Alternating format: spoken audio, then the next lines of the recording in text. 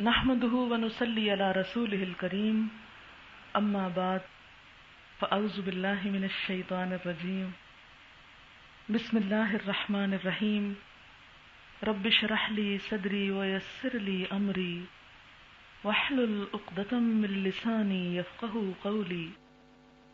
آج سے تقریباً ایک ہفتہ بعد یا ہفتے سے بھی کم ایک بہت برکتوں والا مہینہ آپ پر سایہ فگن ہونے والا ہے، اور وہ مہینہ ہے ذی الحج کا مہینہ۔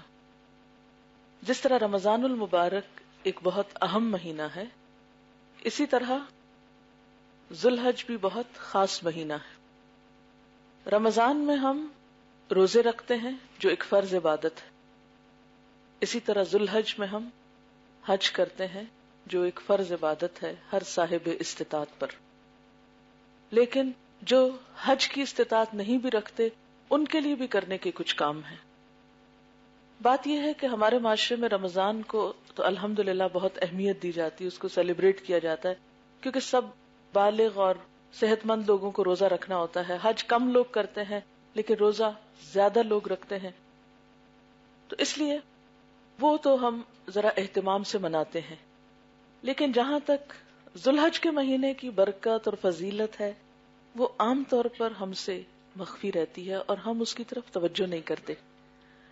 تو اس مہینے کی برکت اور فضیلت کا اس وقت آپ کے سامنے ذکر کرنا ہے، تاکہ آپ اس مہینے کے شروع ہونے سے پہلے، اس کی آمد سے پہلے اس کی تیاری کر لیں۔ کسی بھی چیز کی آمد سے پہلے اس کی تیاری کیوں کی جاتی ہے؟ مثلاً کسی مہمان کی آمد سے پہلے آپ کیوں تیاری کرتے ہیں؟ اس کے آنے پر کیوں کھانا نہیں پکانا شروع کرتے؟ تاکہ اس کی آمد کو انجوائے کر سکے۔ اگر وہ آئے اور آپ کچن میں چلے جائیں، وہ آئے اور آپ گھر سے باہر سودا لینے کو نکل جائیں، تو مہمان بھی انجوائے نہیں کرے گا اور آپ بھی اس سے ملاقات صحیح طور پہ نہیں کر سکیں گے، اس کا حق نہیں دے سکیں گے۔ تو آپ اس کے آنے سے پہلے ہی تیاری کر لیتے ہیں۔ اسی طرح کسی گھر میں ایک نیا بچہ آتا ہے، جب بچے کی پیدائش سے پہلے مائیں تیاری کرتی ہیں، گھر والے ایک طرح سے تیار ہوتے ہیں۔ ایسا تو نہیں جب بچہ پیدا ہو جائے تو پھر اس کے کپڑے سلوانے بھاگتے ہیں، وہ منہ چھوٹے چھوٹے کپڑے پہلے سے ہی سی کے رکھتے ہیں۔ اور بعض اوقات اتفاق یہ ہوتا ہے کہ اچانک پری میچور بیبی آ جاتا ہے، تو پھر لوگ اسی وقت جلدی جلدی یا خریدنے چلتے ہیں یا خود بناتے ہیں، تو ایک افراتفری کا عالم ہوتا ہے۔ اسی طرح شادی کا موقع ہوتا ہے تو آپ کب تیاری کرتے ہیں؟ کتنے دن پہلے، کتنے مہینوں پہلے، کتنے سالوں پہلے، ہے نا؟ جب لڑکی پیدا ہوتی ہے تو ساتھ ہی اس کا جہیز تیار ہونا شروع ہو جاتا ہے۔ ماں اپنے جہیز کی چیزیں نکال کے بیٹی کے لیے رکھ دیتی ہے، اب تو بیٹی پیدا ہو گئی، اب میں ابھی سے ہی تیاری شروع کر دوں۔ تو کوئی بھی خاص دن، خاص موقع، خاص شخص جب ہماری زندگی میں آتا ہے تو ہم اس کے لیے پہلے سے تیاری کرتے ہیں۔ اسی طرح جس شخص کو اللہ تعالی سے محبت ہو، جس کے دل میں آخرت کا شوق ہو، جس نے اس زندگی کو اصل زندگی سمجھ لیا ہو، پھر وہ کوئی موقع ہاتھ سے جانے نہیں دیتا، اور وہ ایسے موقعوں کی تلاش میں رہتا ہے۔ جیسے ایک بزنس مین ہوتا ہے نا، جب اس کو پتا چلتا ہے کہ عید کی آمد ہے تو وہ اس لیے نہیں خوش ہوتا کہ عید آ رہی ہے، وہ خوشی تو سب کے لیے ہے ہی، اس کو خوشی کس بات کی ہوتی ہے؟ کہ میرا کاروبار چمکے گا، بزنس زیادہ ہوگا، عام دنوں کے مقابلے میں زیادہ کمائی ہوگی۔ بالکل اسی طرح بندہ مومن نیکی کے دنوں کی تلاش میں رہتا ہے۔ اب نیکی کا کون سا خاص دن، موقع یا وقت آنے والا ہے کہ میرا نیکیوں کا بزنس چمکے، میں ایک کے بدلے کئی کماؤں؟ کیونکہ ہم سب ایک طرح سے جنت کا سودا کرنا چاہتے ہیں نا۔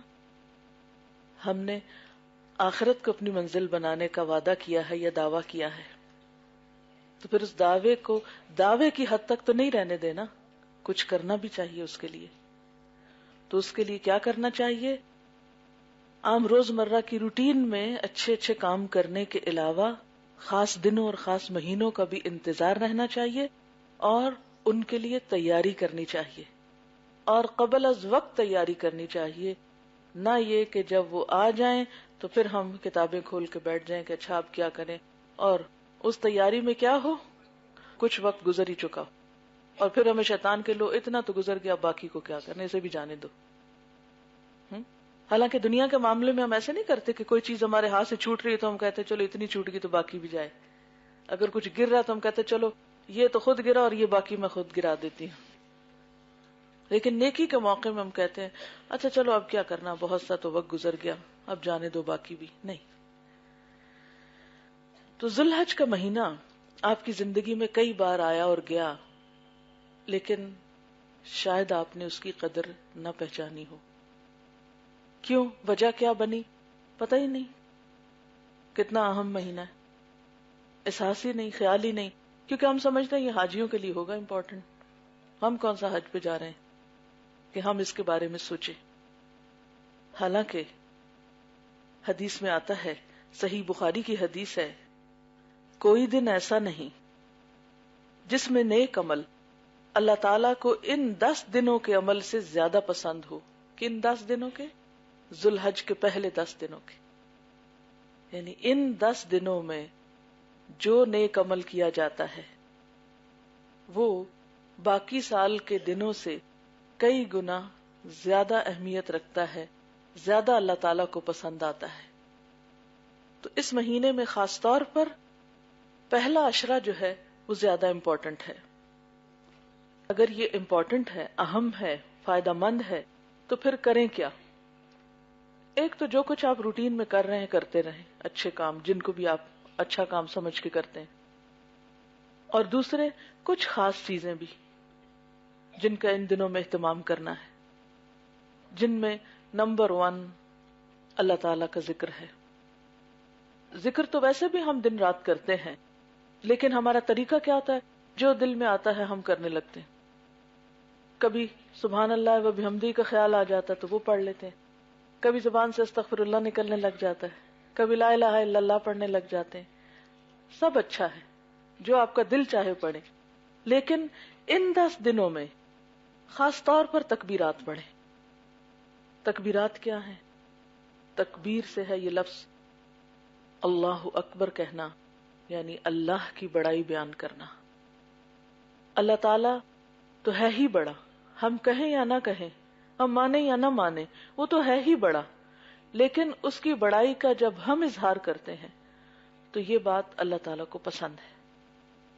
اور یاد رکھیے کہ مومن کی زندگی میں جو بھی خوشی کا موقع آتا ہے، نیکی کا موقع آتا ہے، تو یہ خوشی اور نیکی کا موقع اس کے اندر غرور اور تکبر نہیں پیدا کرتا، کیونکہ جیسے یہ ذی الحج کے دن ہیں، ان میں جو بھی نیکی آپ کریں گے وہ عام دنوں کے مقابلے میں بہت زیادہ فائدہ مند ہوگی۔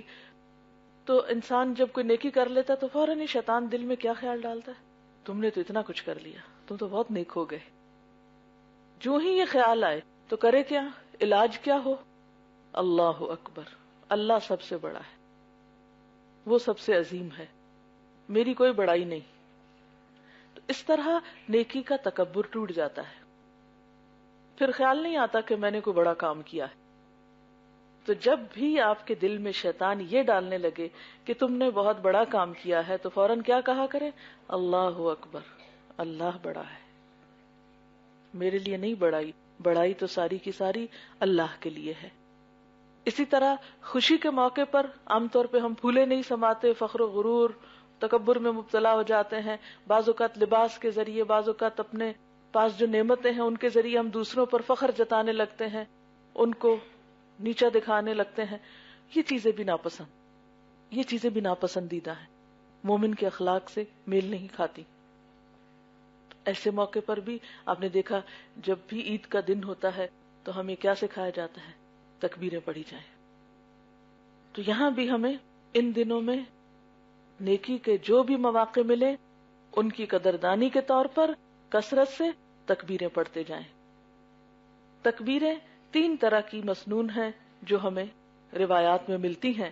نمبر 1، اللہ اکبر اللہ اکبر اللہ اکبر، لا الہ الا اللہ وحدہ لا شریک لہ، لہ الملک ولہ الحمد وہو علی کل شیء قدیر.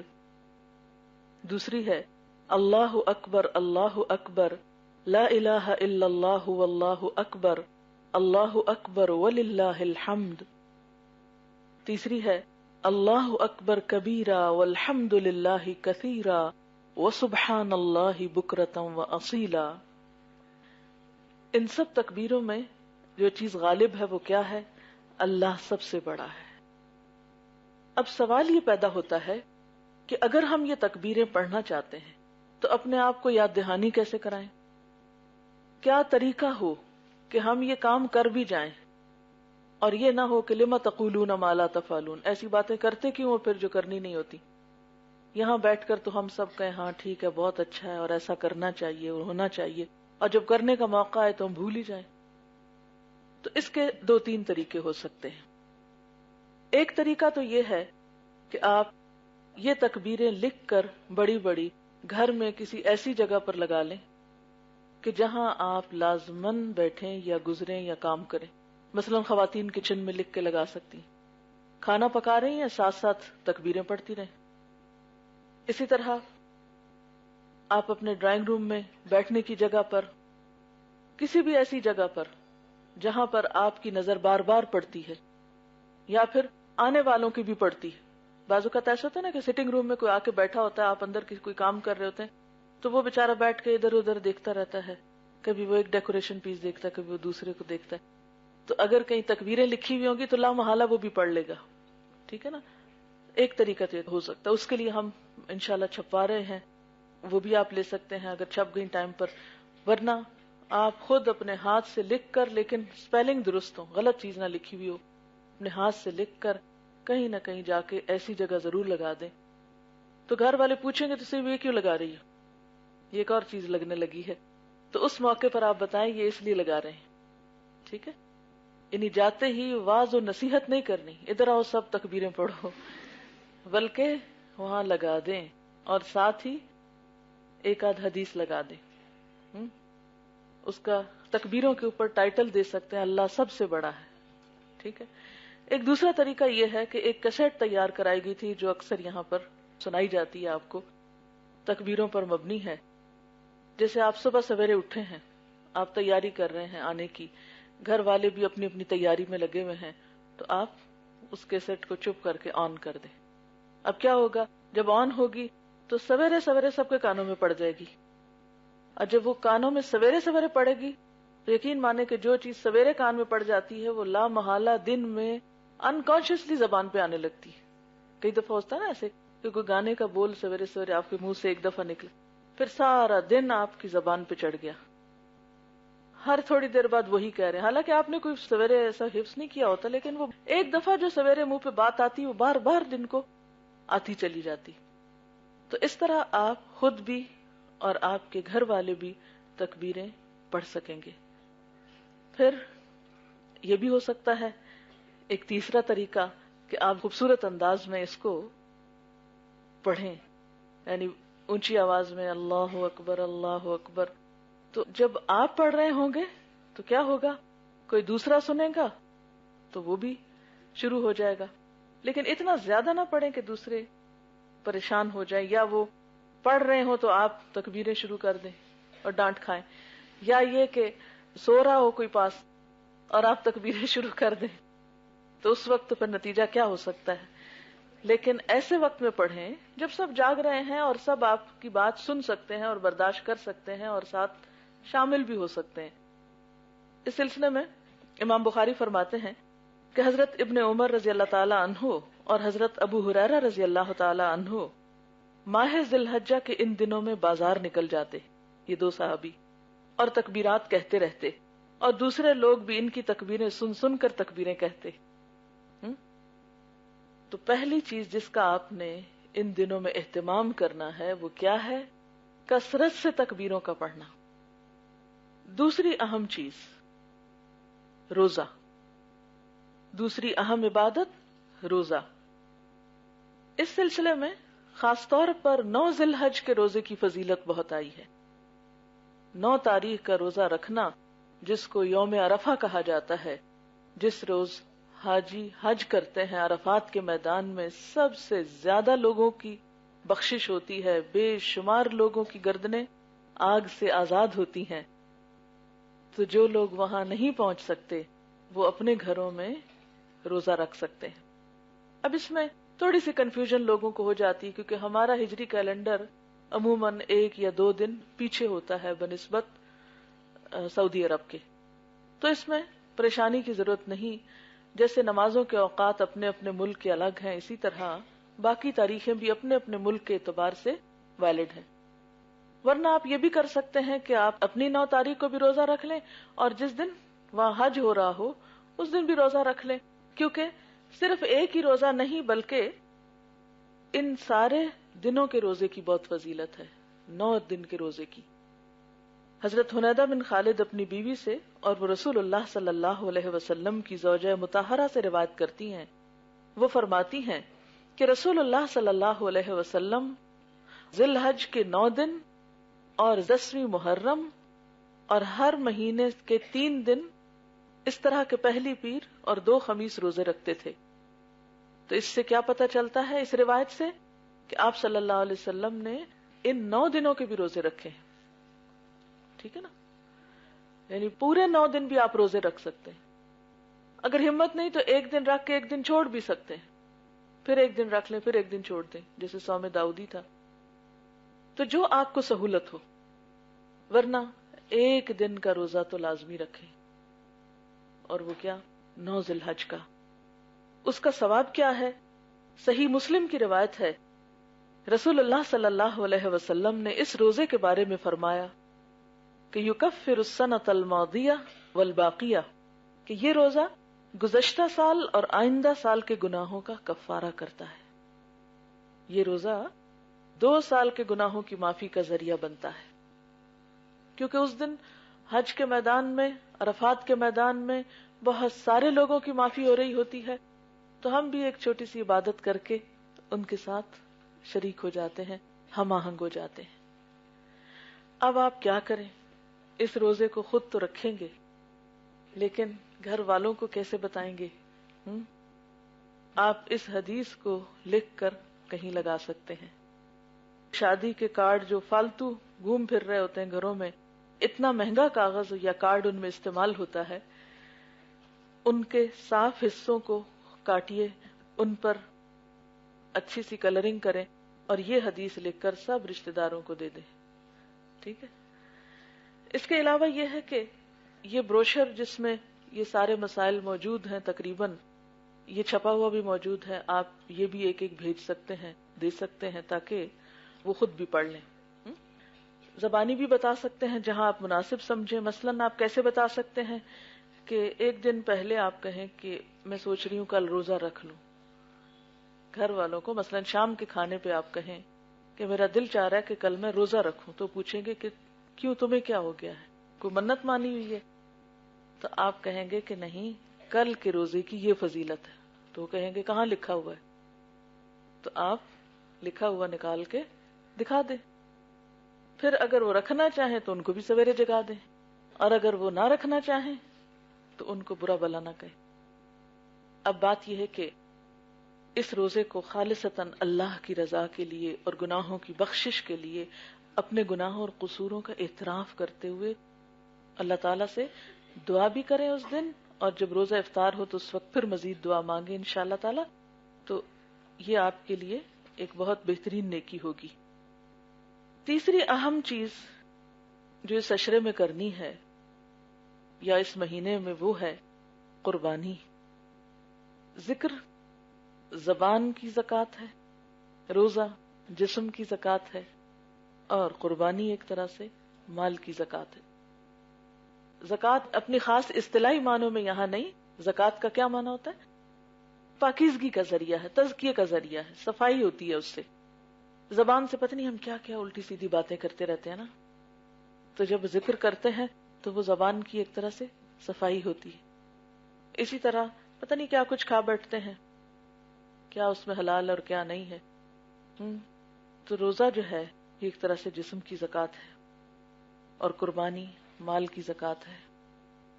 قربانی جو ہے یہ دراصل اللہ کے قرب کا ذریعہ ہے۔ قربانی کا لفظ نکلا بھی قرب سے ہے۔ اللہ تعالیٰ کا قرب خوشی سے حاصل کرنا چاہیے، شوق سے، بددلی سے نہیں۔ جہاں ایک طرف قربانی سے مال پاک ہوتا ہے، وہاں دوسری طرف گناہوں کا کفارہ بھی ہوتا ہے۔ قربانی کا حکم حضرت آدم علیہ السلام سے لے کر حضور صلی اللہ علیہ وسلم تک تمام آسمانی شریعتوں میں رہا ہے۔ قرآن پاک میں اللہ تعالیٰ فرماتے ہیں لِكُلِّ أُمَّةٍ جَعَلْنَا مَنْسَكًا هُمْ نَاسِكُوهُ، سورۃ الحج کی آیت نمبر 67 ہے۔ اس کا مطلب یہ ہے کہ ہر امت کے لیے ہم نے قربانی کا ایک طریقہ مقرر کیا ہے، یعنی طریقے فرق ہو سکتے ہیں، ہم ناسکوہ جس کی وہ پیروی کرتے ہیں، لیکن قربانی کی اصل ہر جگہ موجود رہی ہے۔ حضرت آدم علیہ السلام کے 2 بیٹوں کی قربانی کا ذکر قرآن پاک میں ملتا ہے، اذ قربا قربانا فتقبل من احدہما ولم يتقبل من الآخر، کہ جب ان کے 2 بیٹوں نے قربانی کی تو ان میں سے ایک کی قربانی قبول کر لی گئی جبکہ دوسرے کی قربانی قبول نہ کی گئی۔ پھر حضور صلی اللہ علیہ وسلم کو قرآن پاک میں حکم ہے سورۃ الکوثر میں فَصَلِّ لِرَبِّكَ وَانْحَرْ، پس نماز پڑھیے اپنے رب کے لیے اور قربانی کیجیے، یعنی جسمانی عبادت بھی اور مالی عبادت بھی۔ آپ صلی اللہ علیہ وسلم کی سنت سے بھی پتہ چلتا ہے کہ آپ قربانی کا اہتمام کیا کرتے تھے۔ تو اگرچہ ہر شریعت میں قربانی رہی ہے، لیکن خاص طور پر ابراہیم علیہ السلام کی قربانی قابل ذکر ہے۔ قرآن پاک میں سورۃ صافات کے اندر اس کا ذکر بہت خوبصورت الفاظ میں ملتا ہے۔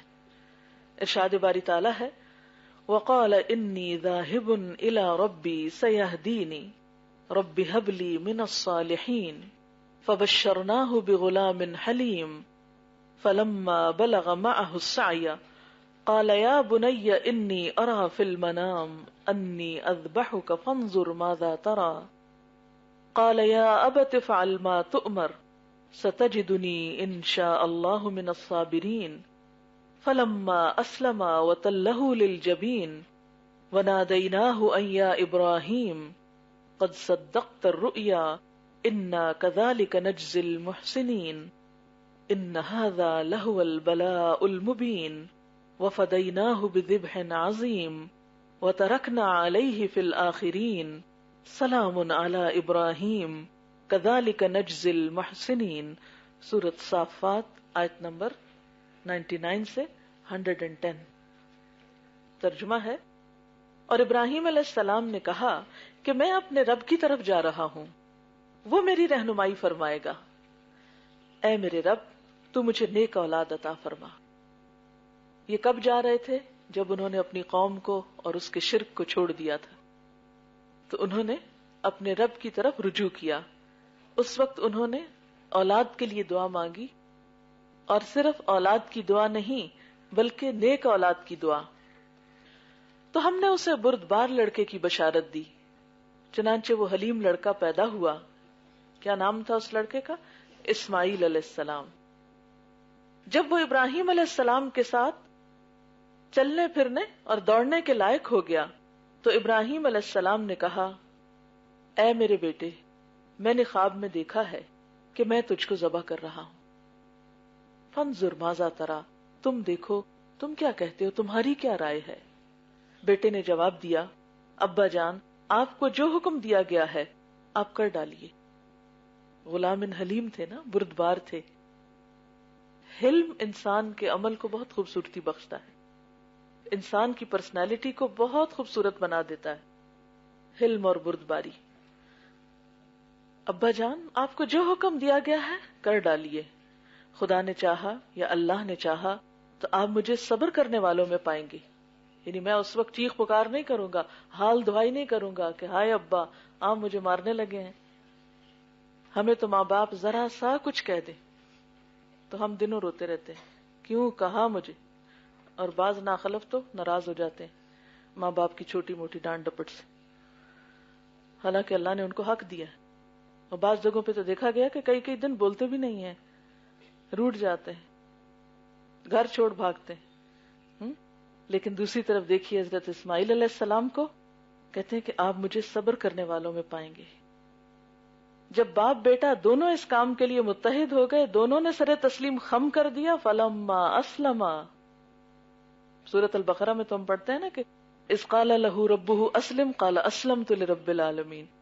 یہاں یہ خو باپ کی بیٹے میں بھی آئی تو قرآن کہتا ہے فلما اسلما، دونوں نے اپنا آپ اللہ کے حوالے کیا. اور باپ نے بیٹے کو ذبح کرنے کے لیے پیشانی کے بل پچھاڑا. تو ہم نے ابراہیم علیہ السلام کو پکارا، تم نے اپنا خواب سچا کر دکھایا. قد صدقت الرؤیا انا کذالک نجزی المحسنین، ہم محسنین کو ایسا ہی بدلہ دیتے ہیں، یعنی نیکیوں کی ایسی توفیق دیتے ہیں.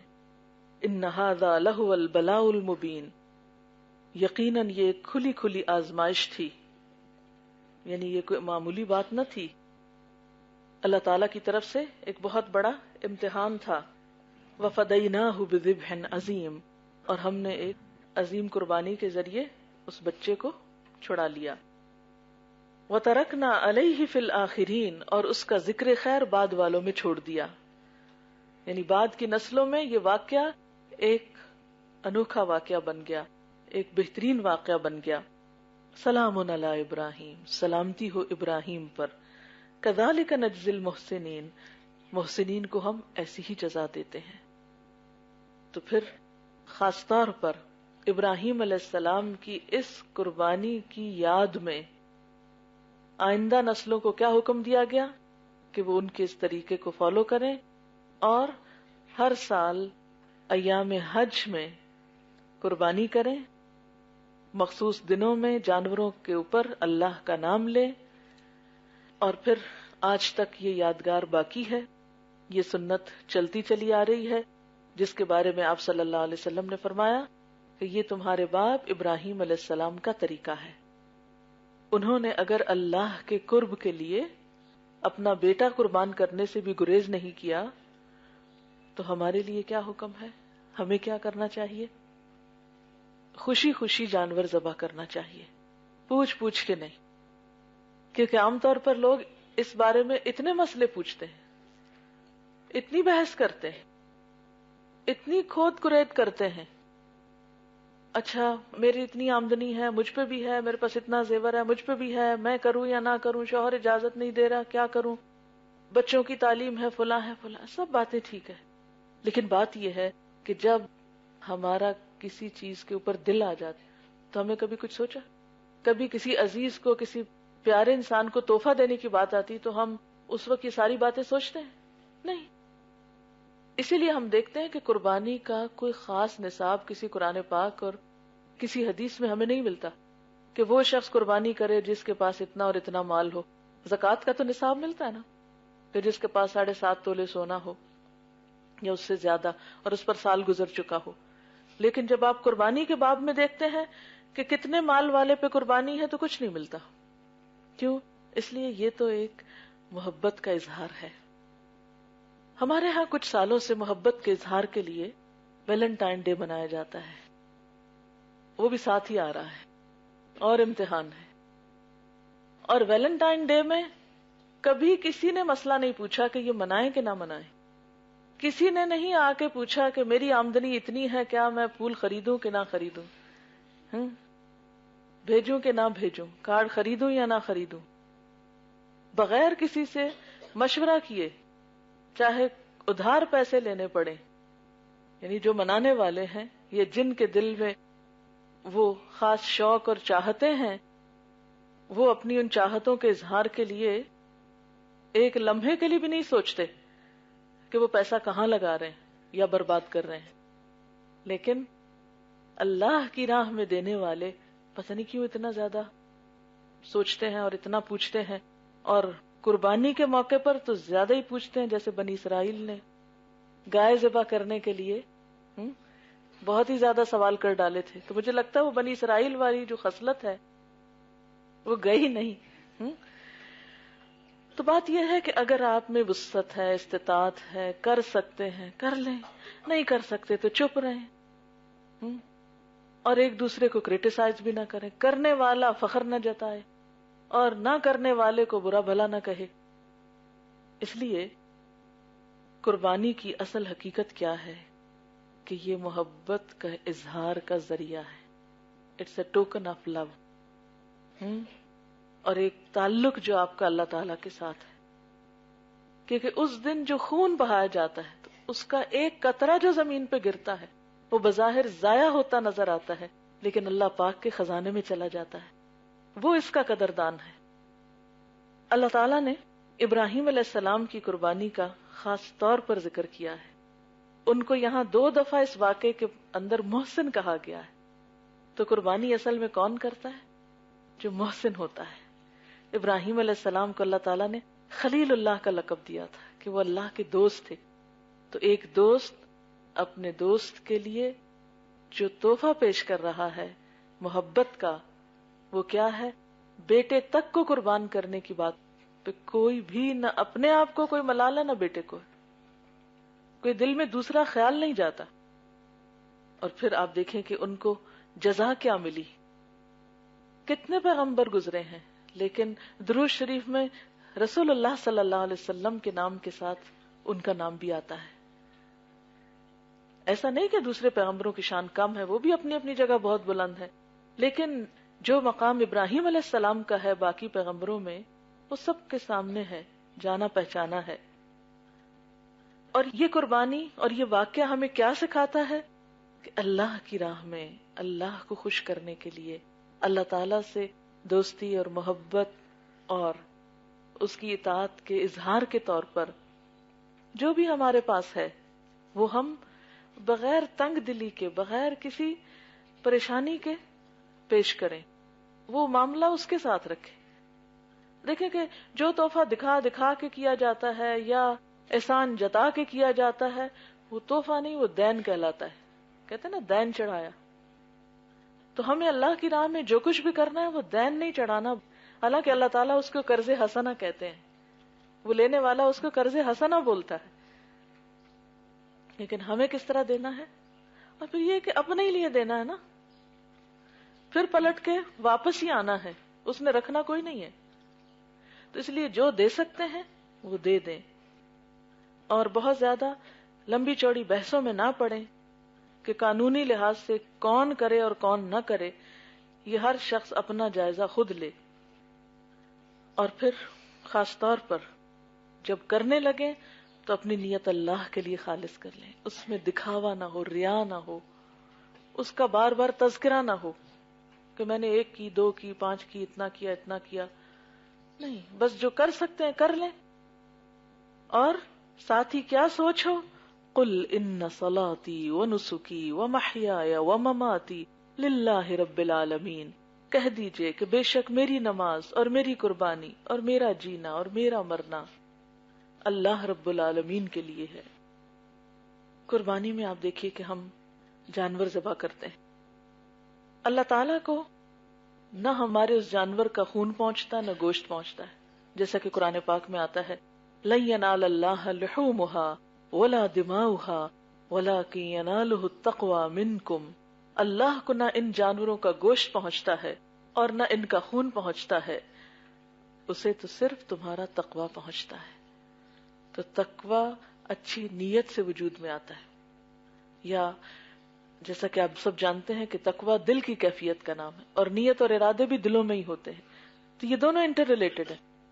جب آپ اپنا یہ عمل خالص اللہ کے لیے کریں گے تو یہ آپ کے تقوی کی علامت ہوگی، اس صورت میں آپ خوشی سے بھی کریں گے اور دکھاوے سے بھی بچیں گے۔ اور یاد رکھیے کہ اللہ تعالیٰ کو نہ گوشت چاہیے، نہ خون چاہیے، نہ اس کی کھال نہ بال، کوئی چیز نہیں چاہیے، وہ تو صرف ہمارا دل دیکھ رہا ہے۔ اب اس کے کرنے کا ہمیں ثواب کیا ہوگا، فائدہ کیا ہوگا، اس کے بارے میں حدیث میں آتا ہے، رسول اللہ صلی اللہ علیہ وسلم کا ارشاد ہے، اللہ تعالیٰ کے نزدیک سب سے زیادہ باوقار اور عظمت والا دن یوم النحر ہے، یعنی 10 ذوالحج کا دن ہے، پھر اس کے بعد 11ویں ذوالحج کا یعنی منا میں ٹھہرنے کا دن، یہ ابو داؤد النسائی کی روایت ہے. ایک اور حدیث میں آتا ہے کہ 10 ذی الحج کو خون بہانے سے بڑھ کر، یعنی قربانی کرنے سے بڑھ کر، ابن آدم اللہ تعالیٰ کے ہاں کوئی بہتر عمل نہیں کرتا. یعنی اللہ کے نزدیک ابن آدم کا کوئی عمل اس دن قربانی سے زیادہ اچھا نہیں ہو سکتا. یعنی اگر آپ اس دن صدقہ خیرات روپے پیسے کی شکل میں کریں تو وہ بات نہیں بنے گی جتنا ثواب اس دن خون بہانے کا ملے گا. پھر اسی طرح یہ ہے کہ قربانی نہ کرنے پر وعید بھی آئی ہے. یعنی پہلے تو پیار سے سمجھایا ہے، لیکن اگر کوئی پھر بھی نہیں سمجھتا، کیونکہ کچھ لوگ محبت کی زبان نہیں سمجھتے. اچھا یہ بتائیے جو محبت کی زبان نہ سمجھے وہ کون ہوتا ہے؟ بہت ہی سخت دل ہوتا ہے نا. تو بہرحال جو سخت دل لوگ ہوتے ہیں ان کو پھر تھوڑی سی ڈانٹ ڈپٹ بھی چاہیے. رسول اللہ صلی اللہ علیہ وسلم نے فرمایا، جسے قربانی کرنے کی وسعت اور طاقت ہو اور وہ قربانی نہ کرے، وہ مسلمانوں کی عیدگاہ میں حاضر نہ ہو. وہ کیا کرنے آئے گا؟ یعنی جس کے پاس مال ہے، وسعت ہے، استطاعت ہے، پھر قربانی نہیں کرتا، وہ ہماری عیدگاہ پہ مت آئے. کتنی ناراضگی کا اظہار کیا نا آپ نے. یہ بالکل ایسی ہے جیسے آپ کسی کو کہیں اگر یہ کام نہیں کرنا تو ہمارے گھر نہ آنا. جیسے ماں باپ بھی بعض اوقات بچوں کو کہتے ہیں نا، اگر میری یہ بات نہیں ماننی تو پھر اس گھر میں تمہاری کوئی جگہ نہیں، جاؤ. تو کوئی اپنے گھر سے نکال دے، مسجد سے نکال دے، عیدگاہ سے نکال دے، اور وہ بھی اللہ کے رسول صلی اللہ علیہ وسلم. یہ کوئی چھوٹی سی بات تو نہیں ہے. پھر اسی طرح اب کچھ اور اصول ضابطے بھی ہیں اس قربانی کے ساتھ. آپ نے فرمایا کہ جس نے ذوالحج کا چاند دیکھ لیا اور وہ قربانی کرنے کا ارادہ رکھتا ہے تو اسے بال اور ناخن نہیں تراشنا چاہیے. ٹھیک ہے نا؟ یعنی ذوالحج کا چاند دیکھنے کے بعد بال اور ناخن نہیں کاٹنے. پھر اسی طرح یہ ہے کہ بکرا، دمبا، بھیڑ وغیرہ صرف ایک ہی شخص قربان کر سکتا ہے، جبکہ گائے بھینس میں 7 افراد شریک ہو سکتے ہیں. اور قربانی کے بعد 7 برابر حصوں میں انہیں تقسیم کرنا چاہیے.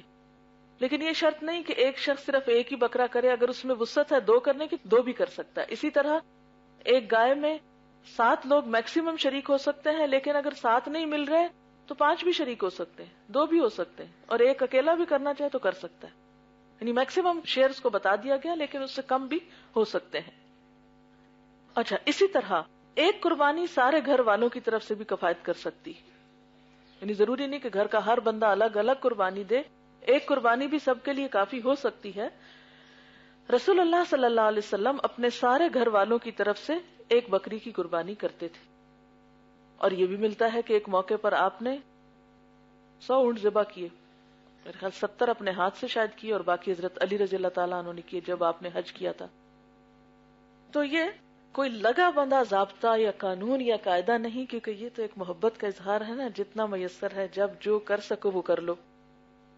حضرت عطا بن یسار سے روایت ہے کہ میں نے حضرت ابو ایوب رضی اللہ تعالیٰ عنہ سے پوچھا کہ رسول اللہ صلی اللہ علیہ وسلم کے زمانے میں لوگ قربانیاں کیسے کرتے تھے؟ انہوں نے کہا، آدمی اپنی طرف سے اور اپنے گھر والوں کی طرف سے ایک قربانی دیا کرتا تھا، اور اس سے وہ خود بھی کھاتے تھے اور کھلاتے بھی تھے. ہوتے ہوتے لوگ فخر کرنے لگے اور نوبت یہاں تک پہنچ گئی جو تم دیکھ رہے ہو. یعنی پھر مقابلے بازی پہ آ گئے آہستہ آہستہ. تو مقابلے پر کچھ ذبح کرنا کوئی فائدہ نہ دے گا، کیونکہ اللہ کو تو تقویٰ چاہیے. آپ دیکھیں کسی کو اگر آپ تحفہ دے رہے ہیں اور سب میں دکھاوا کر کے دے رہے ہیں تو لینے والے کے لیے وہ کیا ہوتا ہے؟ شرمندگی کا باعث ہو جاتا ہے. اچھا، یہ جو تحفے کے اوپر کورنگ کا رواج ہے اور پھر خوبصورت ریپنگ اور پیپرز، یہ بھی اصل میں کانسیپٹ کیا ہے کہ اس اصل چیز کو چھپا دیا جائے. یہ الگ بات ہے کہ لوگ اس چھپانے میں پھر اوپر کے کاغذ اور پیکنگ پہ خرچ زیادہ کر لیتے ہیں بنسبت اندر کی چیز کے. اس میں اتنی نمائش اور حد سے بڑی ہوئے طریقے آ گئے کہ وہاں اسراف شروع ہو گیا. اصل میں اعتدال پہ رہنا اور ایک حد کے اندر رہنا سب سے مشکل کام ہے، اور یہی اصل دین ہے اور اسی کا زیادہ اجر ہے. لیکن ہم ایکسٹریمز پہ جانے میں اپنے آپ کو زیادہ ڈھیل دے دیتے ہیں یا اس میں آسانی سمجھتے ہیں. رسول اللہ صلی اللہ علیہ وسلم نے امت کو تاکید کی ہے کہ قربانی کے سلسلے میں خوش دلی کے ساتھ پیسہ خرچ کیا جائے. اور اسی طرح یہ ہے کہ جانور کا انتخاب کرتے وقت بھی صحت مند اور پلے ہوئے جانور کو منتخب کیا جائے. بیمار، لنگڑے، اندھے، کمزور اور کم عمر جانور کی قربانی ناقص ہوتی ہے. کیوں؟ اس لیے کہ یہ وہی بات ہے نا. پھر اصل تھیم کیا ہے؟ قرب کا ذریعہ، محبت کا اظہار. تو محبت کے اظہار میں آپ چھوٹی سی چیز بھی دیں تو صاف ستھری ہو، اچھی ہو، اس بہت بڑی چیز سے کہ جو کسی کے کام ہی نہ آئے اور بیکار ردی کی ہو. پھر اسی طرح یہ ہے کہ قربانی کے لیے نیت کے ساتھ جانور کو ذبح کرنا چاہیے. نیت کے بغیر اگر کوئی مثلا کسائی اپنی عام روٹین میں اس دن کچھ ذبح کر رہا ہے تو وہ قربانی نہیں ہوگا. اسی طرح یہ ہے کہ عید کی نماز کے بعد قربانی ہونی چاہیے. اگر کسی نے پہلے کر لی تو بھی نہیں ہوگی. اسی طرح یہ ہے کہ اکیلے اپنے گھر میں اپنے ہاتھ سے بھی قربانی کر سکتے ہیں آپ، اور بہت سے لوگ اکٹھے بھی کر سکتے ہیں. آپ کسی کو پیسے بھی دے سکتے ہیں کہ جو آپ کی طرف سے قربانی کر دے. یہ نہیں کہ وہ پیسے لے کر کسی اور کام میں لگا دے. بہت سے لوگ کہتے ہیں کہ یہ پیسے ضائع ہو جاتے ہیں، غریبوں کو دینے چاہیے. سارا سال آپ کہاں ہیں غریبوں کو دینے کے لیے؟ کسی کو تحفہ دیتے وقت ہی آپ کو غریب کیوں یاد آتے؟ کسی انسان کو تحفہ دینا تو آپ کو کبھی غریب یاد نہیں آیا کہ میں جو تحفے پر اتنے پیسے خرچ کر رہا ہوں اس کی بجائے کسی غریب کو دے آؤں. نہیں. انسانوں کے ساتھ اپنی محبت کے اظہار میں تو پیسہ لگا لیتے ہیں، لیکن جب اللہ تعالیٰ سے محبت کا اظہار کرنا ہو تو پھر اس کے اور طریقے سوچتے ہیں اور وہ بھول جاتے ہیں جو اللہ تعالیٰ کو پسند ہے. کیونکہ اللہ تعالیٰ کو تحفہ دینے کا اس دن کیا طریقہ پسند ہے؟ قربانی کی جائے، کچھ اور نہیں اس کی جگہ چاہیے. پھر اسی طرح یہ ہے کہ آپ اپنی طرف سے، اپنے گھر والوں کی طرف سے، مثلا شوہر بیوی کی طرف سے بھی کر سکتا ہے، آپ اپنے والدین کی طرف سے بھی کر سکتے ہیں، بچوں کی طرف سے کر سکتے ہیں، رشتہ داروں کی طرف سے، فوت شدہ لوگوں کی طرف سے، حضور صلی اللہ علیہ وسلم کی طرف سے، جس کی طرف سے آپ چاہیں ان کو ثواب پہنچانے کے لیے قربانی دے سکتے ہیں. قربانی کا گوشت خود بھی کھا سکتے ہیں، دوسروں کو بھی کھلا سکتے ہیں. اگرچہ وہ اللہ کے لیے کی جاتی ہے اور ایک طرح سے اللہ کی نظر ہے، مگر اس کے باوجود اللہ تعالیٰ کتنا مہربان ہے کہ خود بھی کھا لو. کتنی رحمت ہے اس کی. ورنہ دنیا میں انسان جب کسی کو تحفہ دیتا ہے تو دوسرا کم ہی پوچھتا ہے کہ اچھا تم بھی یوز کر لو اس میں سے. ایک اور بات ہے کہ قربانی کے جانور پہ سواری بھی کر سکتے ہیں. بس عیدگاہ جانا ہے آپ نے اور اونٹ پہ بیٹھ کے جانا چاہتے ہیں تو سیر کر لیجئے. کیونکہ عام طور پہ یہ سمجھا جاتا ہے کہ چونکہ قربانی کا یہ جانور ہے تو اس پہ بیٹھنا نہیں ہے، تو یہ بات نہیں ہے. اسلام بڑا اعتدال کا دین ہے اور بہت خوبصورت دین ہے، انسانی ضروریات کا خیال رکھتا ہے. اللہ تعالیٰ کو پتا تھا کہ ہمیں اتنا حوصلہ نہیں کہ ہم جانور ساتھ خالی چلائیں اور پھر خود پیدل جائیں. پھر اسی طرح یہ کہ عید کے دن عیدگاہ جاتے وقت واپس آتے ہوئے تکبیروں کا اہتمام کرے انسان. پھر اسی طرح عیدگاہ میں ہی قربانی کرنا زیادہ بہتر ہے. نبی صلی اللہ علیہ وسلم کا طریقہ یہی تھا. ہمیں سمجھتے ہیں یہ کتنا ہائیجینک طریقہ تھا. ہم لوگ اپنے اپنے گھروں میں جب کرتے ہیں تو ہر گلی بازار میں گند پھیلا دیتے ہیں. جہاں جی چاہتا ہے اوجھ پھینک کے آ جاتے ہیں، جہاں جی چاہتا ہے گندگی بکھیر کے چلے جاتے ہیں. گلی گلی کے نکر کونے پہ گندگی کے ڈھیر ہیں، اور چھٹیاں ہوتی ہیں تو اٹھانے والے بھی چھٹی پر ہوتے ہیں، اور ایک اچھا کام جو ہے وہ ایک میس پہ اینڈ ہوتا ہے. تو اس طرح کا طریقہ نہیں ہونا چاہیے. بہتر یہ کہ بڑی جگہوں پر ایک جگہ قربانی ہو اور وہاں سے ہی سب کچھ اکٹھا سمیٹ لیا جائے. پھر اسی طرح یہ ہے کہ ذبح کرتے وقت جانور کو قبلہ رخ کرنا زیادہ اچھا ہے. چھری تیز دھار کی ہونی چاہیے. جانور کو بائیں جانب یعنی بائیں کروٹ لٹا کر دائیں ہاتھ سے چھری چلانی چاہیے، اور اس وقت یہ دعا پڑھنی چاہیے، بسم اللہ واللہ اکبر، اللہ کے نام پر ذبح کرتا ہوں، اللہ سب سے بڑا ہے.